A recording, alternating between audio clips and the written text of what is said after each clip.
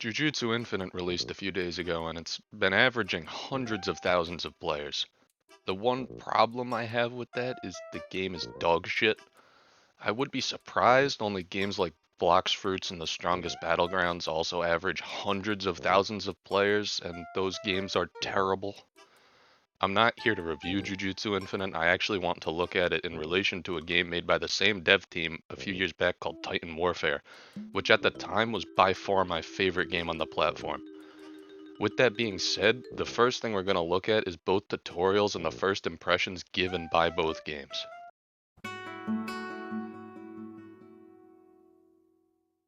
The Titan Warfare tutorial starts you out on the Eldian side of the game, showing you their class menu and the basic controls of your ODM gear.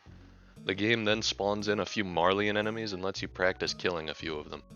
There is one thing I wish was mentioned in the Eldian tutorial, and that's double hooking. They never explain that using both of your hooks at the same time makes you go a lot faster and is just a more effective way to move around. The Marleyan tutorial is similar in execution. You learn how to use each of your guns and what situations they are suited for and how to use your jetpack to evade enemies. Finally, the game teaches you how to play as a Titan shifter. This, in my opinion, is the weakest part of the tutorial. Although it tells you the basic controls, you don't actually get to fight another Titan. Instead, you fight soldiers on the ground and destroy a few structures, which ends the tutorial, even though the main purpose of a Titan shifter is to fight against other Titan shifters.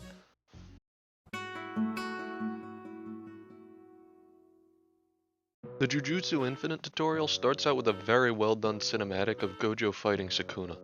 You then gain control of Gojo and learn some of the basic combat and movement mechanics. At first, this seemed somewhat lackluster for a tutorial, but I quickly learned not only was it lackluster, it was just kind of stupid. After this cutscene ends, you get to gamble to get your techniques, which I'll definitely talk about more later. And then there's another tutorial where you actually learn how to navigate the game's different menus and progress. The only purpose of the Gojo vs Sukuna tutorial was to get players hooked with flashy animations and production value that is not carried over to the actual game, and to provide a lore excuse for why you have to gamble for techniques. They made a whole opening cutscene to make the merger into a fucking slot machine.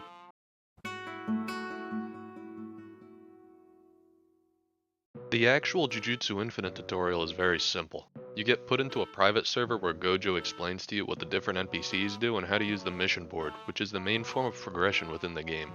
It's unfortunate that the progression is awful and really boring, but we'll talk about that more later. You also learn how to equip skills, which is a problematic system in my opinion. You start off with two separate ability categories, each one containing 8 slots for abilities, and I'm assuming you can get more later on. You might think that this level of customization is good, but all I think it's going to do is raise a multitude of balancing problems. I'm not really sure what else I can say about this tutorial. It's pretty standard and well executed, even if the mechanics are less than satisfactory.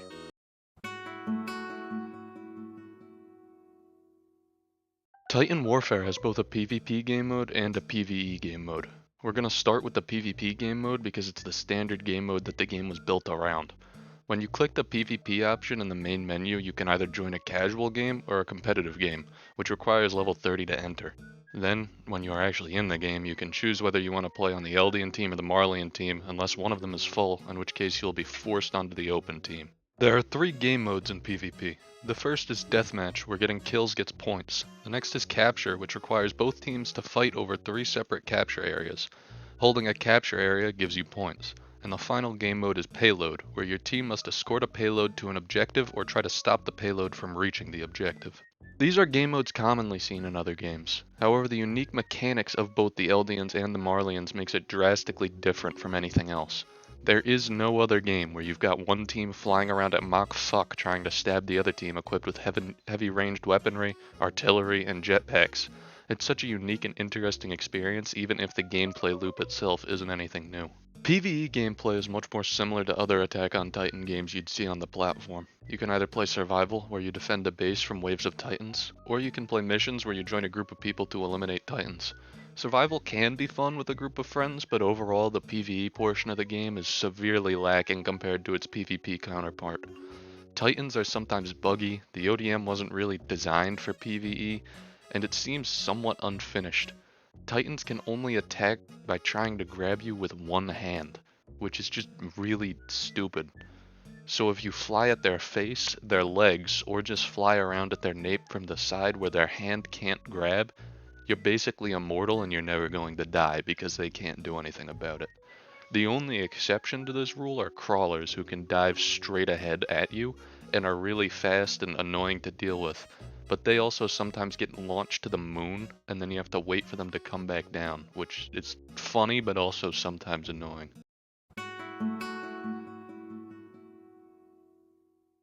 Imagine literally any stock standard bandit beating game under the sun and you've got Jujutsu Infinite.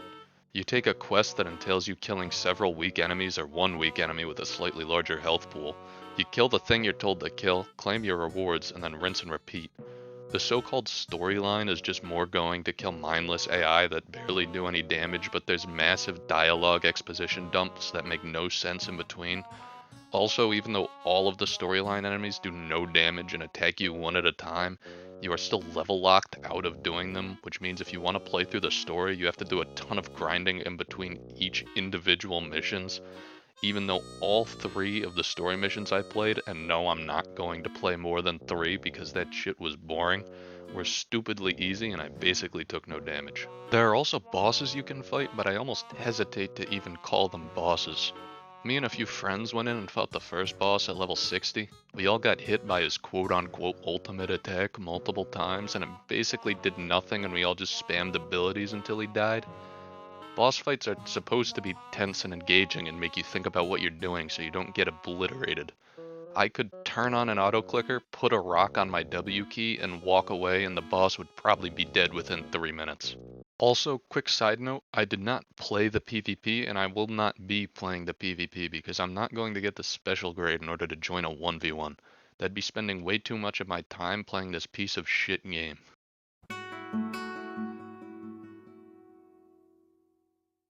We'll start with Titan Warfare's PvP again in this section. The way you progress in the PvP game mode is simple. You play the game.